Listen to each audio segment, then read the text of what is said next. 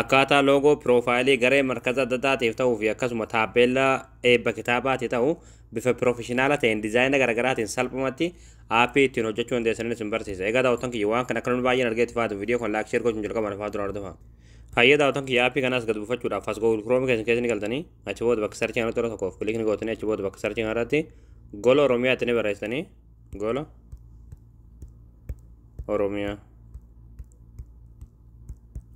Achi booda gola Oromiyaa kan jala rasanii baasar tora tokkoof kilik ni gootanii ammallee asirratti gola Oromiyaa kan jala tora tokkoof kilik ni gootanii achi booda haal kanaan sittis fidaa sollo ta'e koon sarchii irratti tora tokkoof kilik ni gootanii bakka sarchii irratti qubee haa daa kaa barreessan achi booda sarchii fuuldura kan kilik gootanii gootanii achi booda ammallee haal kanaan suuraa kana fidaa suuraa kana tora tokkoof kilik ni gootanii achi booda aappii gad buufachuudhaaf suuraa ultaa gad deemtu manumaati achi booda dhumarratti qalamatii baadhaan kan barraa aappii as tuqaa buufadhaa kan jalatti daawunlood kan turtii daawunlood sansuutaniiti aappii kana bilbila keessatti gad buufatanii.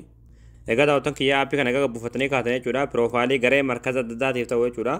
Diizaayina garaagaraatiin bifa piroofeshinaala ta'een hojjechuu dandeessan akkasuma karaa salphaa ta'een taappellaa gartee eebba kitaabaatiif ta'u salphumatti hojjechuu dandeessan.